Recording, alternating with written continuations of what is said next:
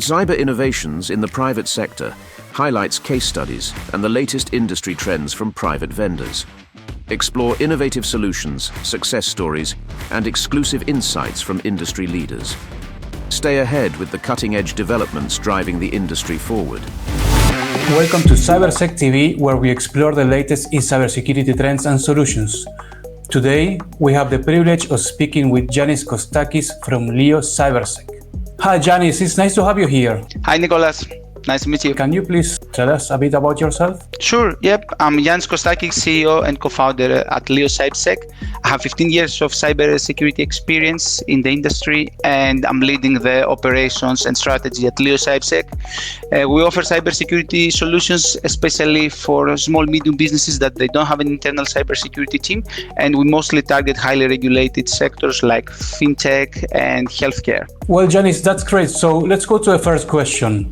What are the key cybersecurity threats in the healthcare sector? First of all, Nicholas, thank you very much for inviting me and having me here today.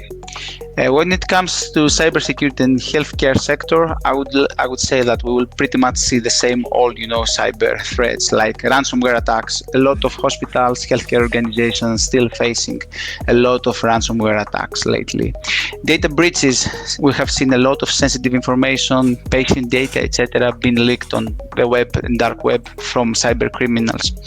Phishing and social engineering as well. A lot of phishing attacks now target, healthcare organizations and hospitals due to the lack of security awareness of the employees. Cloud security risks as well. A lot of organizations in the healthcare industry as well, they're utilizing cloud technologies, and we see a lot of misconfigurations around their client cloud infrastructure.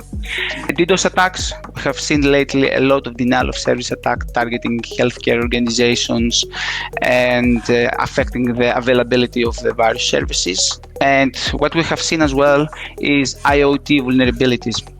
A lot of companies nowadays are using specific devices that will plug into patients in order to collect healthcare data, and we have seen a lot of unpatched software that is really hard to update, and those IoT devices are quite linked with the different services that healthcare organizations are offering. And Giannis, what are they looking for? Cybercriminals are vicious, right? They're looking for any kind of sensitive data, and they wouldn't stop even if we're talking about patient data. They want to exploit systems in order to extract sensitive information.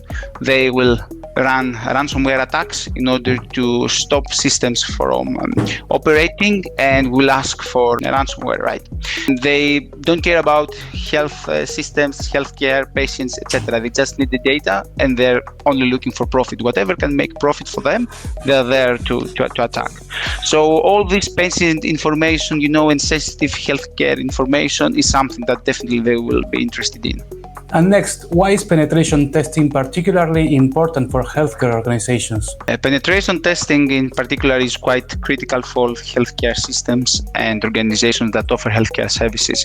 It can act as this insurance to help organizations identify critical vulnerabilities in their systems, patch them, and then maybe after a retest, make sure that these gaps have been remediated or closed.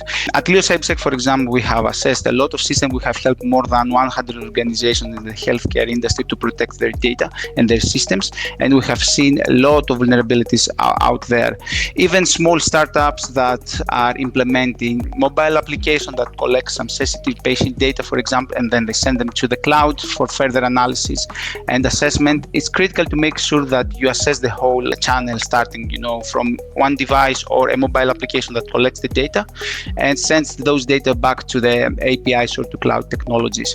It makes sure that you protect properly patient data, you prevent disruptions. A lot of techniques that we are using, we are trying to simulate attacks and see whether the systems are able to defend against those type of disruptive attacks.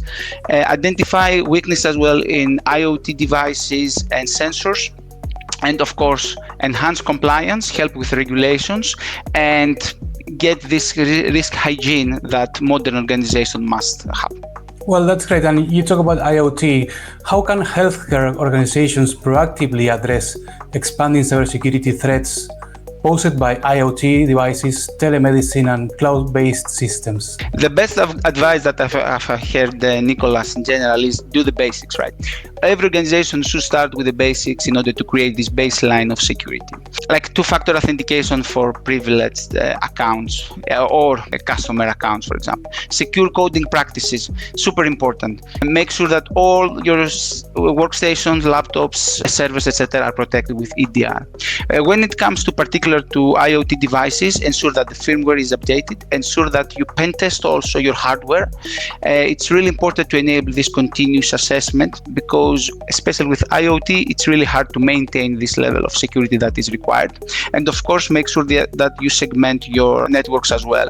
If you have internal networks that process sensitive healthcare data and patient data, etc., you need to make sure that it's properly segmented from the rest of your infrastructure. Encryption of data, either in transit or at rest, super important and critical. And ensure not only you comply with the latest regulations, but you keep up with the latest industry standards as well. Technology is changing so rapidly. Organizations need to make sure that they're super resilient, and at the same time, they continue to maintain a proper cybersecurity hygiene across their organizations, systems, and IoT devices too. And Giannis, how does healthcare organizations get a grip on your services? Thank you, Nicholas, for asking me this question. So, as I mentioned, we have helped a lot of organizations, especially in the healthcare industry, to protect their systems and their ecosystem holistically. Our solution is mainly offering the holistic protection model to tackle cybersecurity threats from different angles. And our vision is to introduce the first AI security agent that is able to support organizations without an internal security team to improve their security posture and achieve compliance faster. Thank you, Giannis, for sharing your insights with us today. Thank you, Nicholas, for having me here today. It was a pleasure.